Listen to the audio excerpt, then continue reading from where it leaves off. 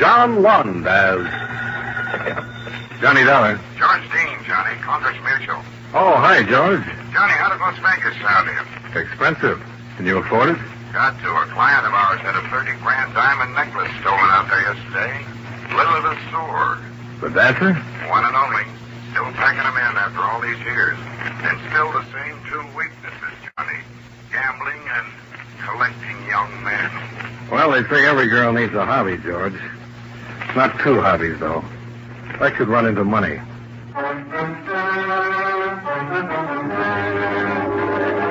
John Lund and another adventure of the man with the action-packed expense account, America's fabulous freelance insurance investigator. Yours truly, Johnny Dollar.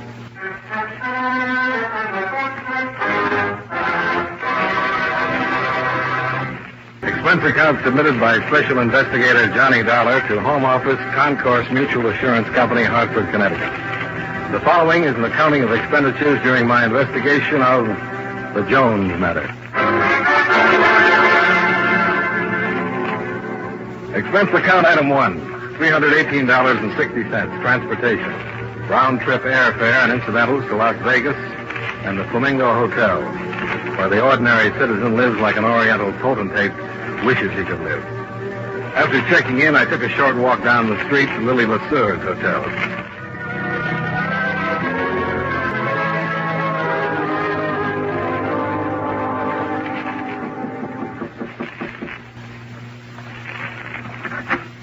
Yes? Miss Lesure, I'm Johnny Dollar, special investigator for your insurance company. Oh, well, that's very nice, I'm sure, but... Oh, of course, the necklace. That's why you're here. That's why I'm here. Mind if I come in? Oh, please do, Mr. Dollar. This is Eddie Lawson, Mr. Dollar, my very dear friend. Just a doll, really. Hello, how are you? I think it's awfully droll and nice of the insurance company to take such an interest in my poor little affairs. I imagine they regard $30,000 as more of a rich big affair. Oh, dear. And then I suppose you'll go around prying into all my most intimate secrets and asking such embarrassing questions that I'll just... Oh, I think having jewelry stolen is always such a bore. Yes, the insurance company feels the same way, Miss Lesure. Now, if you just... good heavens, look at the time. I've got to fly. Lily, you remember what I told you? Now, Eddie, don't start being a child.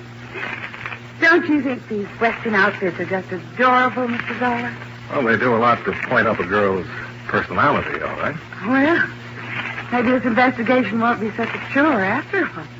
Oh, dear, I'm late. Buck and Devastator are going to be just furious. Oh, well, tell him all about it, Eddie. That's my show tonight, Johnny. 10 o'clock at the $1 Billion Club.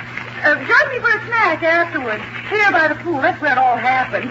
Toodaloo. Buck and Devastator. Buck Bartlett, he's the riding instructor at the Lazy J Stables. Devastator is the horse. It's a better name for Lily. I'm going to marry Lily, Mr. Dollar. Oh, congratulations. Now, what about this necklace? What happened? It disappeared. That's all I know about it. Well, how? When? Where? Look, why don't you do like Lily said? Come around tonight. The same gang will be there, and you can check the setup yourself, see what happens. You can keep an eye on this Buck Bartlett if you want a kiss from me. And the other eye? Anywhere. As long as it's not on Lily.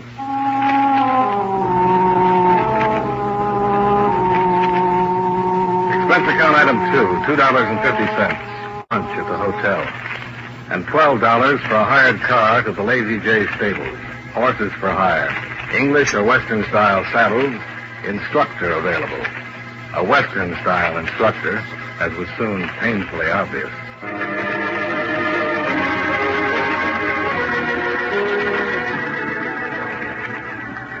Mighty pleased to make your acquaintance, Mr. Dollar. Lily just took off from here a couple of minutes ago. I know. You, Eastern friend of hers? Well, I'm not exactly a friend. I'm a special investigator. Checking into those diamonds she lost the other evening. Oh, I see. I understand you were there. Might know something about it. No, sir. Beats me. There we was, sitting on that fancy terrace kind of thing they got there, hoisting a little poison and chawing on some beefsteaks, you know. And the next thing you know, Miss Lily lets out a yap and says, "My rock! Somebody up and took my rock." Well, I didn't even know she had any jewelry out there with her. Did anybody know she had? Well, not unless it was with Joe. Miss Joe? With the gal I brung, Miss Joan Drake. I was thinking she might have known because she ambled down to Miss Lily's room with us so they could change their glad rags and put on their bathing suits, you know. She'd been pestering me for a week to meet Miss LeSueur, but she sure wouldn't take nothing that didn't belong to her. Buck, I wonder if there was a diamond necklace on the terrace. Well, you ain't able to say Miss Lily lied about it, are you? Well, that little woman is true blue, mister. Matter of fact, Mr. Dollar, I wouldn't want this to get around, but I'm sort of aiming to... Well... Let me guess, Buck. You're aiming to marry her. Yeah. I reckon it just sticks out all over her. Don't Miss Dollar.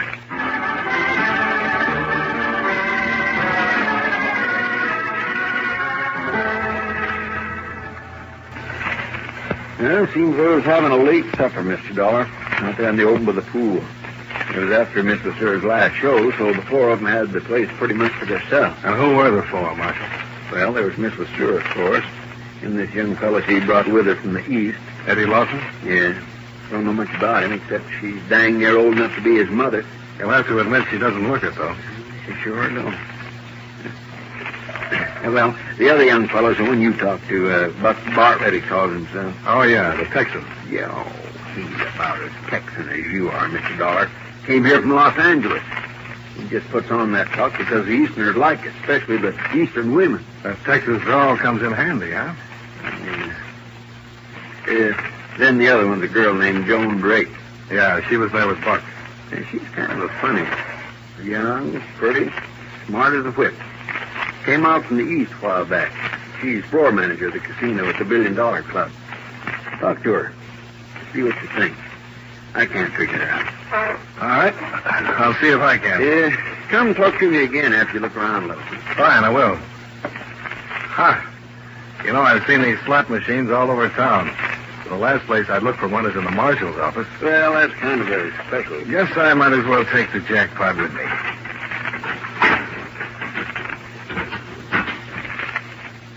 Lemons. Yep, that's all it ever is. Huh? It's rigged. I send the money it takes in over to the county orphanage. Charge it up to experience, Mr. Dollar.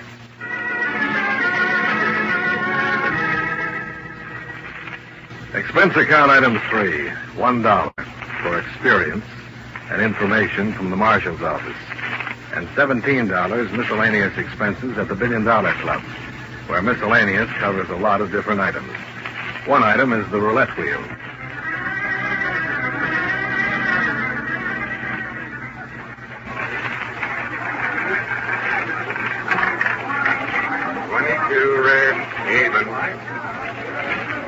You're not having very good luck. Oh, I'm only paying for conversation anyway. Of course, I haven't had much yet. What would you like? The story of my life? We could start with that. All right. Lay out $1. I was born of wealthy parents, raised entirely by nurses, educated in exclusive private schools. I was graduated from the Swank College, which I shall leave nameless. You like it so far? Well, it isn't original, but well told. Go on. Lay out another $1. You just lost that one. Now, where was I? Oh, yes, the divorce. Quite sensational, really. While his clients withdrew their accounts and support, he was bankrupt within 3 months and dead by suicide within 6. You see, the other woman jilted him, and I, a tenderly nurtured sapling, was cast out into the world to sink or swim. Well, never fear. Heaven will protect the working girls. Oh, that was awfully funny. Yeah, it was a scream. 14 even. And, what did you do with the necklace? What? What is this? Who are you? Johnny Dollar, insurance investigator. And you're Joan Drake, who wanted badly to meet Miss LeSueur. She changed clothes in her room with her, who was the only one who knew she had the diamonds out at the pool. Who works here for about, $50 a day and could probably use $30,000. 22 even. And I asked you what you did with the necklace. I think that ought to cover the what is this? Mr. Dollar, if you'd like to play roulette, by all means, stay around. But I'm afraid I don't have any more conversation. Not at these prices. I thought I was overcharged for what I got. And this will kill you. The whole story was true. And with all that background, running a casino is the best you could do? The best for me. With glitter and glamour and sparkle. And that's what I was brought up to expect. The diamonds sparkle a lot, too, Joan.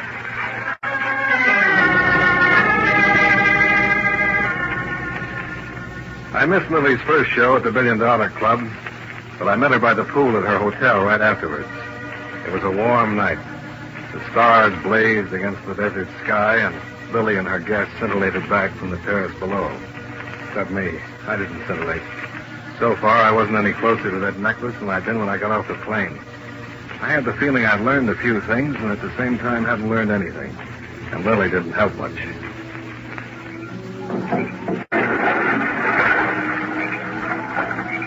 Did you see him? Did you see Eddie, darling? Isn't he just utterly gorgeous, Johnny? Yeah, the original Catalina ad. Just look for the flying fish. Oh, he's just beautiful. He was a lifeguard in Miami, you know. Much tanner than he is now. I see. Look at Buck watching. It makes me so terrifically jealous, and Eddie knows it, too. Aren't they both just screamingly cute? Strange. How about that necklace? Oh, it's too nice tonight. Let's worry about it tomorrow. Let's worry about it tonight. Oh, Johnny. Might as well go along with him, Lily. He's got a one-track mind. Joan, darling, I didn't see you there in the shadow. Just soaking up glamour, honey.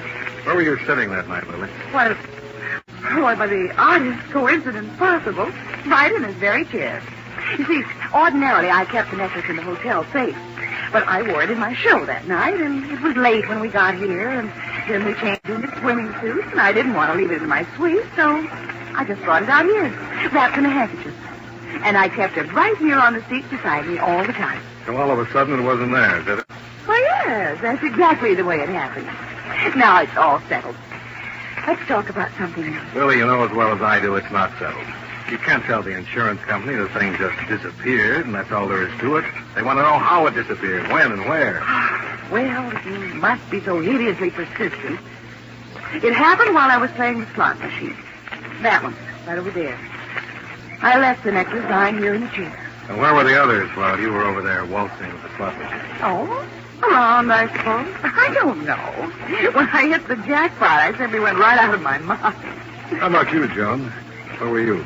Like she says, around.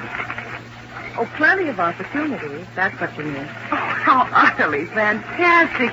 She's a dear girl, Johnny. And I insist that you stop suspecting her. Or anybody else, either. Were all of you searched? Well, I wasn't, of course, but the others were. That wasn't really much of a problem, Johnny. We were wearing swimsuits, you know. Joan, I doubt if you went out of your mind over the jackpot. Did you notice where the boys were at the time? Well, as far as I can remember. I reckon a man ought to have the privilege to answer for himself, Mr. Dallas. Why, sure. Pull up an empty saddle and join the party. You too, Eddie. All right, Buck. Where were you?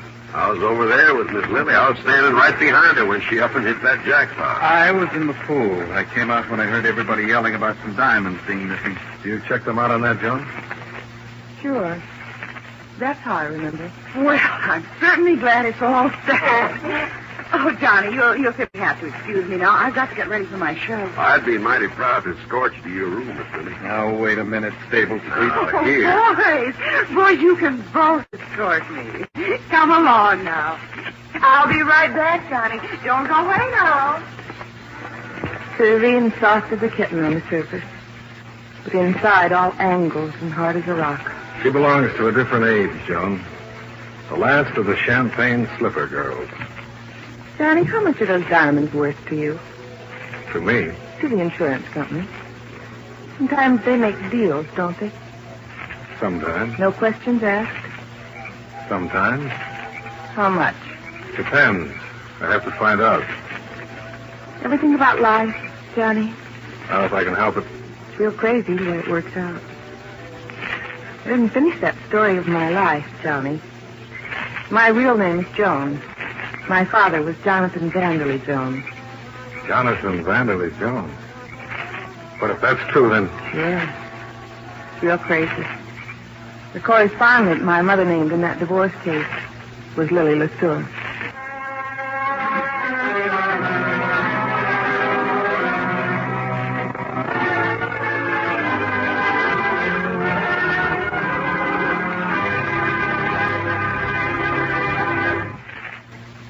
And now, with our star, John Lund, we bring you the second act of Yours Truly, Johnny Dollar.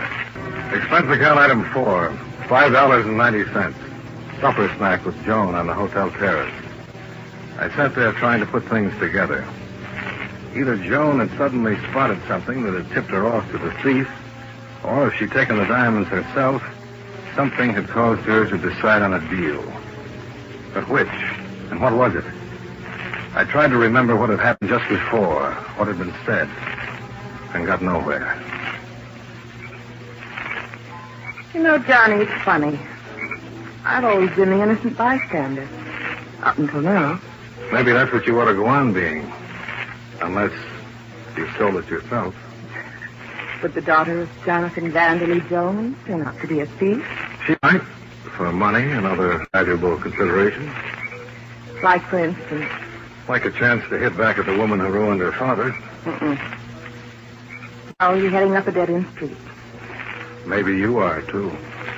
Well, I guess we're expecting at the $1 Million Club. Not I. Little Joan's got work to do.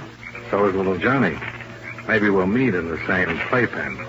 Somehow I don't think so. Bye-bye now.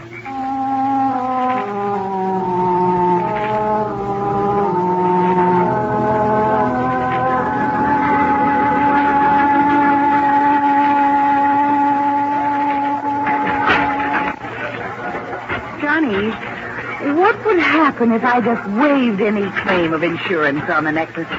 Drop the whole thing right now. Which one did it? Sure, I don't... Which one do you think did it? Maybe I decided it doesn't matter which one. Suppose it was Joan. Would you still want to drop it? Oh, but that's ridiculous. She would... Or there's still another possibility. Maybe you started something you want to back out of now. Johnny, why must you be so hideously difficult? The insurance company sent you out here to save $30,000 for it. And I'm just utterly certain they won't care how nor why as long as they save it. No, maybe they won't. But what about me, Lily? It leaves me curious. No, I'm quite sure you know a good deal more about this than you're letting on. Well, I've got to run again. It's time for my show. Bye, sweetie.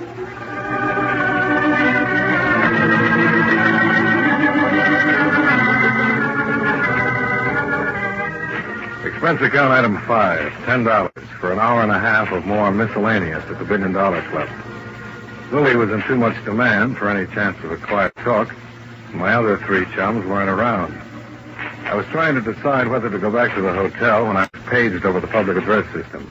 I picked up the phone at the end of the bar. Johnny Dollar. Marshal Kimberly, Mr. Dollar. Oh, yeah. What's up, Marshal? Well, it looks like one of those necklace people got herself in a mess of trouble a while ago. Oh, what do you mean? I'm calling from the parking lot. She's that Joan Drake girl. Found out here in the back seat of a car.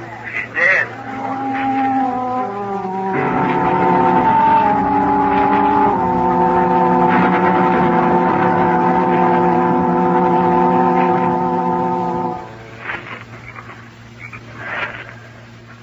I guess you can cover her up now, Marshal.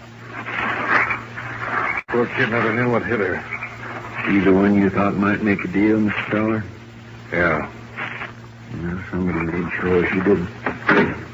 Hit her 3 or 4 times with something heavy. I'd been arranged, judging by the marks. A wrench, huh? Did you find it? No. Did you notice her hands? Yeah. Apparently she'd had them around something greasy, rusty. I wonder if... Wait a second. Radiator's still warm. She may not have been killed here at the club. She could have been brought here and left. It's possible. Who's this car belong to? Buck Bartlett. We got the boys out looking for him now.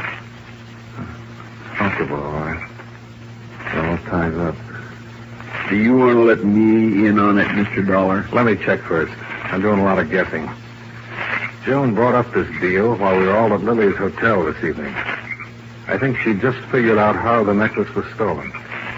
I think she was killed trying to get it. And I think I've figured it out, too. But let me check first, Marshal. I'll talk to you later.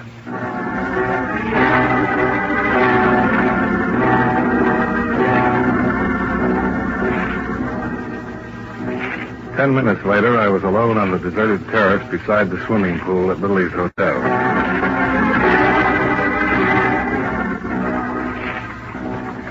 I knelt on the edge and looked down into the water. Crystal clear, lighted by an underwater bulb sunk in the concrete wall. The pumping system was running as usual, drawing the water from a drain pipe in the deep end, circulating it through the filter tanks in the pump room, and returning it to the shallow end. I took my handkerchief, weighted with my room key, picked the spot carefully, and dropped it into the water. I watched it sink down toward the drain. Down, down. Then suddenly it was caught by the current and sucked into the drain.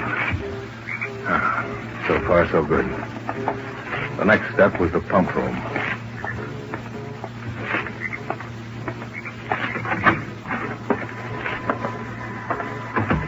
I looked around for the switch on the pump motor, found it, and shut it off.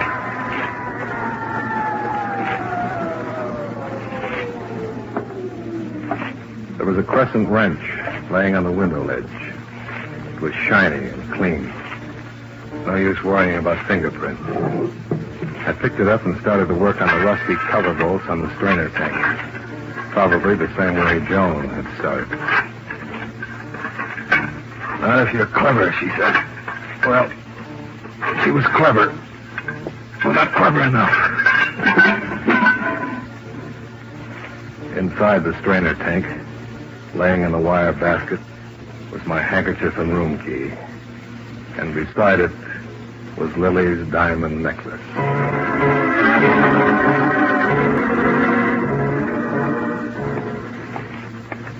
I was halfway across the terrace, and the lights around the pool went out. Somebody had pulled the main switch. I stopped and listened, waiting. But when it came, I was caught off guard. Somebody hit me and knocked me into the water.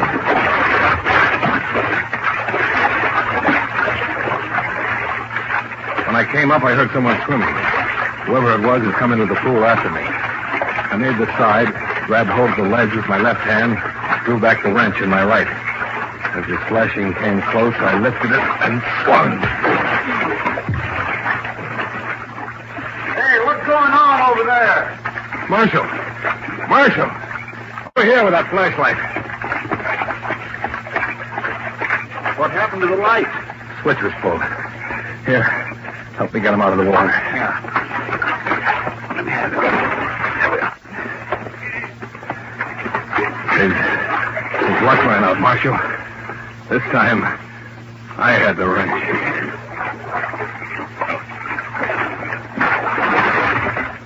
That swimmer fella, huh? Eddie Lawson. Yeah. I found the necklace in the strainer of the filter system, where it's been all the time. He was lying when he said he was in a pool when Willie hit the jackpot. He went in right afterward. During the excitement, took the diamonds with him. Joan knew he was lying, and she figured out what he'd done. He was a smart kid. Too smart.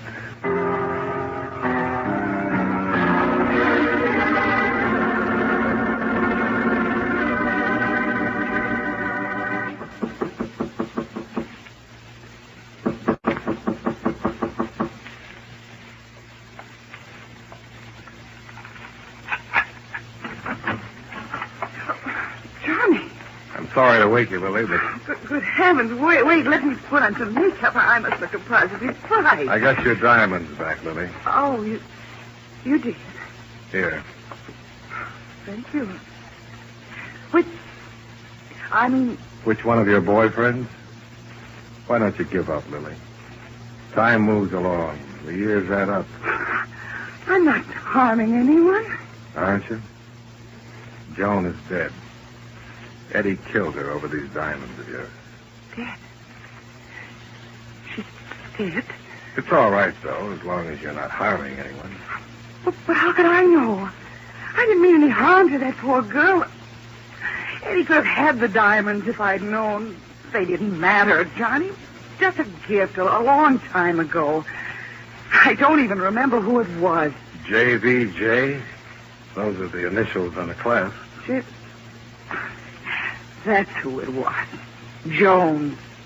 Some fool named Jonathan Vanderley Jones. They didn't mean a thing to me.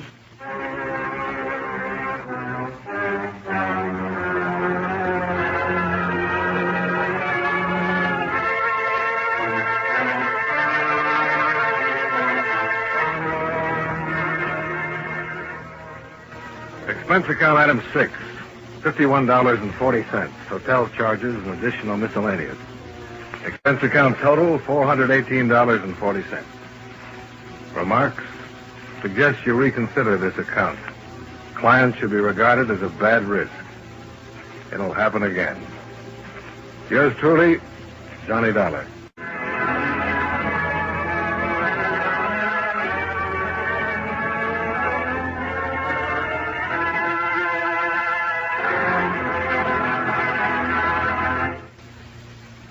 Yours truly, Johnny Dollar, stars John Lund in the title role and was written by Les Crutchfield with music by Eddie Dunstetter.